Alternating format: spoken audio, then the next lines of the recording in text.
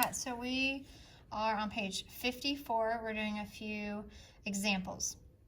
So number one, a farmer watered 3/7 of a field. What percentage is equivalent to the fraction of the field the farmer watered? So 3/7, it wants us to write it as a percentage. So we draw our percent box. Okay, percent means a part of 100. And we put our fraction directly right here, 3/7. So since 7 is not a friendly number to 100, and this is basically just a proportion in a box, we are going to cross multiply and divide. So 300 divided by 7. 7 goes into 3, 0, 30 4 times. Bring my 0 down. 7 goes into 20 2 times. So now at the end of a number, there's nothing else to bring down. I'm going to put a decimal in my answer, and I'm going to drop a 0. 7 goes into 60 8 times.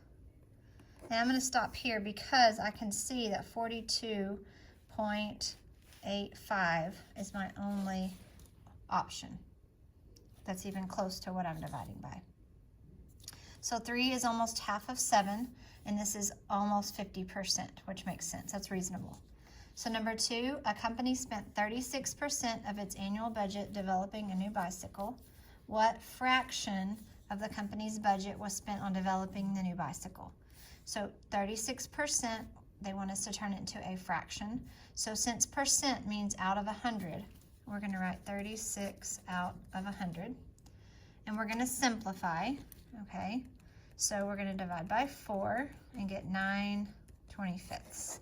So this fraction is equivalent to 36 out of 100, which is equivalent to 36 out of 100, which is 36%.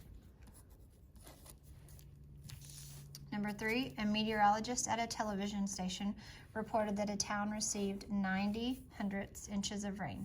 What fraction is equivalent to this amount, meaning this amount of rain in inches?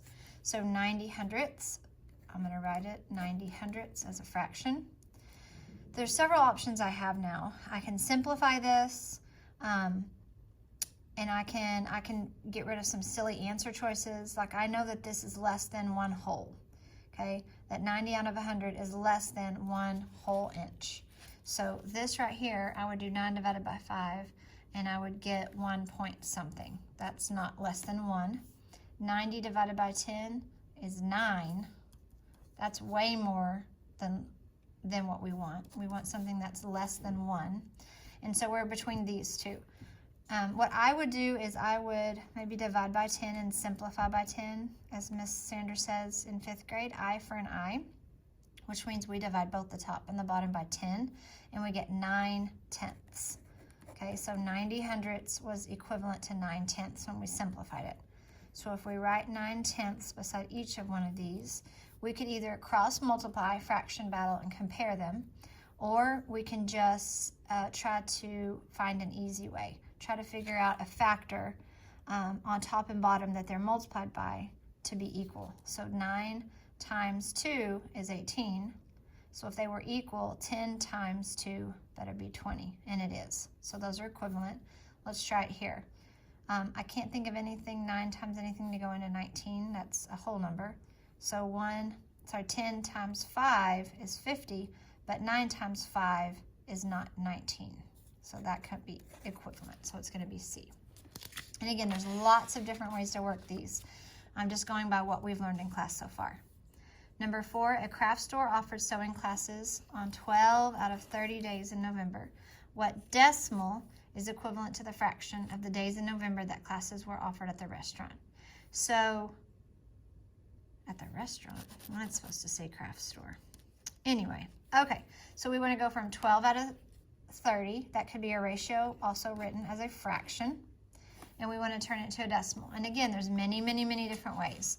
But what we've learned in class so far is we could simplify this and see which one that it equals to off of our yellow sheet, or we could figure out, since this is 4/10 and 6/10 and 5/10 and 3/10, we could figure out how many tenths this is equivalent to, and then match it to its equivalent decimal. So I could cross multiply and divide here to solve this proportion, or I could find the easy way. 30 divided by 3 is 10, so 12 divided by 3 is 4. So 4/10, 4/10.